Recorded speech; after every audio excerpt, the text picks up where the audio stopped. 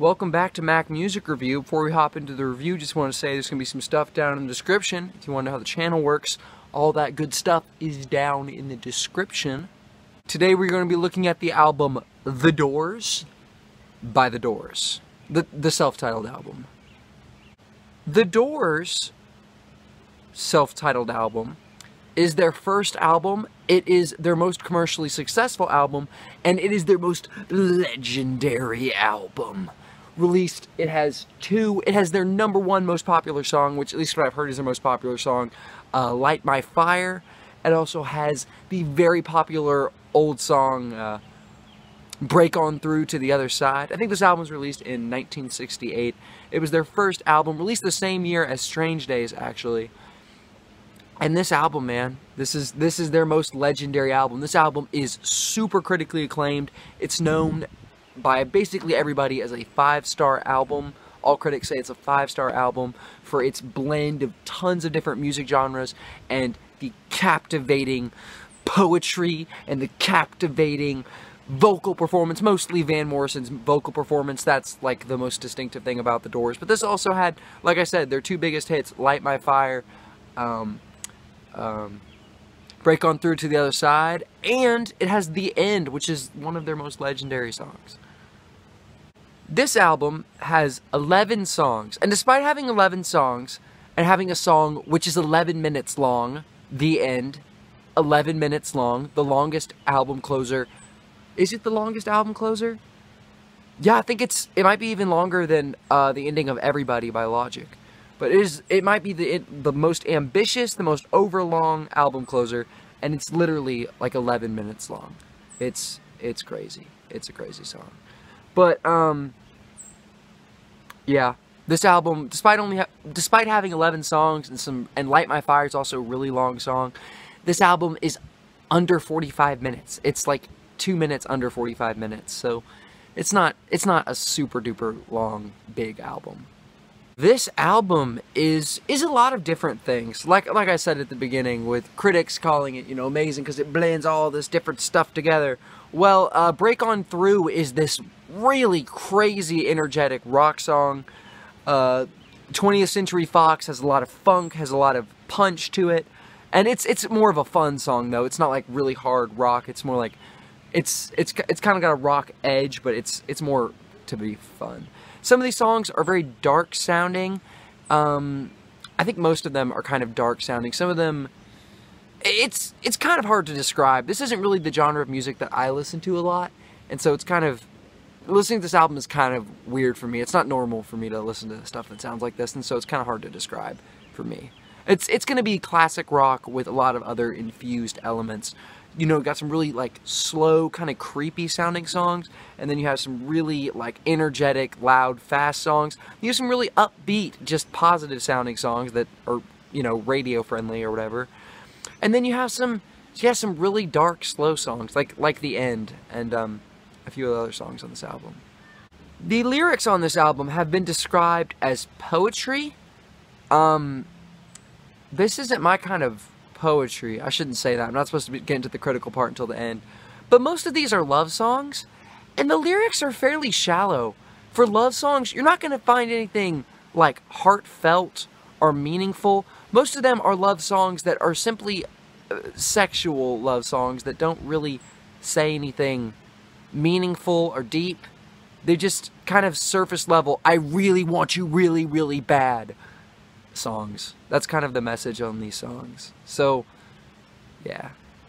I mean, as far as love songs, and then most of the songs on this thing are love songs, or they're about women, or to that extent. That is basically all the songs on this album. But wait, there's more. Actually, there's not a whole lot more. That's like all the songs on this album. But today we're gonna be looking at what are we looking at? Oh, today I'm gonna talk about if I like this album or not. As you can probably already tell, I am not a big fan of this album. I would actually say, despite this being known as their most legendary album, this album has been described by many people as one of the best debut albums of all time. Some people say it is the best debut album of all time. So impressive, so crazy, so distinctive, so memorable, so out there. I did not find this to be the case.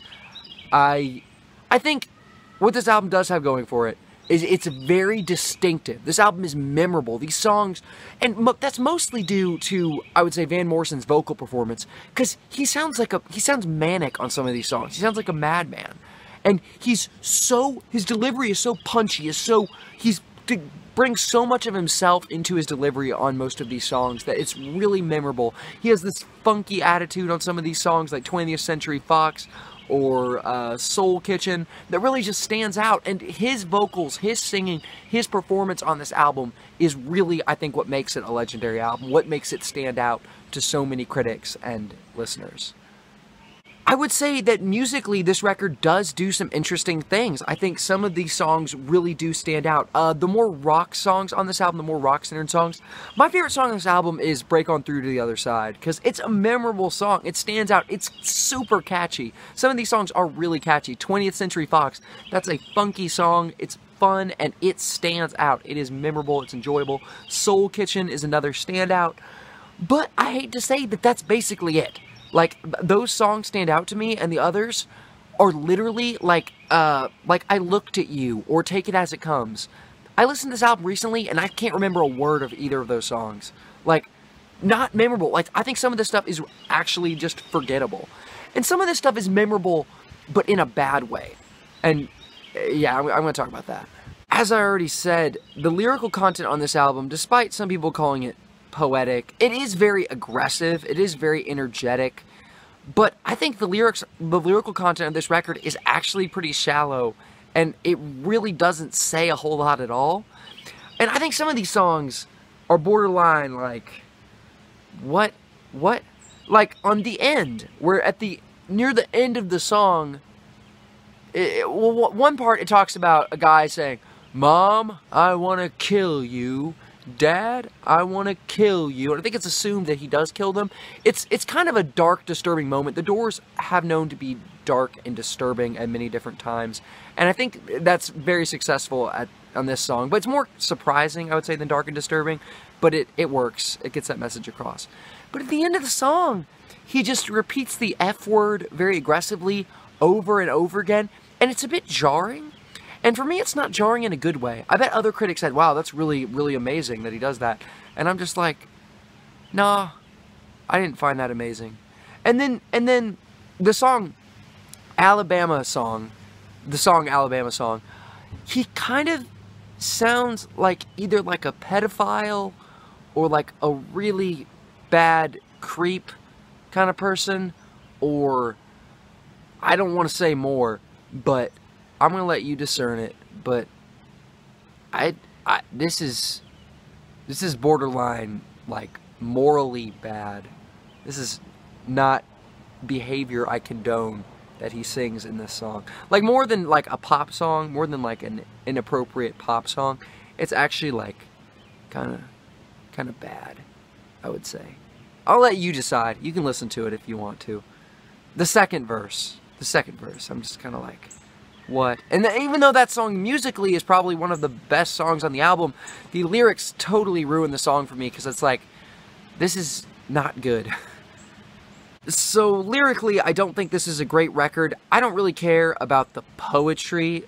I don't find this, like, beautiful, like, or even all that super duper interesting. I would say this album is distinctive. It is memorable. It is very out there. I would say it is out there with the music and the vocals. And so for that, this album stands out, and that's where the good part of my score comes from. The part of my score that says this isn't a great album comes from literally everything else. I would say that the song The End musically really isn't that great, because it's so overlong. It's like, please just end already. This is just, it just drags. It's like the last song on When the Music Stops. It's like When the Music Stops from Strange Days. Like, you know, really good album, minus that song, which just drags and drags, and I don't care. And that's how The End is for me. The End is a much more interesting song, I would say, but it still drags, and it's still unnecessarily long, and it's still not, it doesn't sound that great. honestly. It doesn't sound okay, it might sound pretty good, but it does not sound amazing or even all that great. Musically, this album is not as enjoyable or interesting as other albums in the Doors category for me. Lyrically, it's easily one of the worst Doors albums. I'm gonna give this thing, but musically and vocally, it's a very striking, original, memorable album. I'm gonna give this album 3.5 stars out of 5. Somebody's not happy. If somebody's watching this video, that somebody is not happy. You, the person watching this video, if you're watching this video, are probably not happy. I don't care.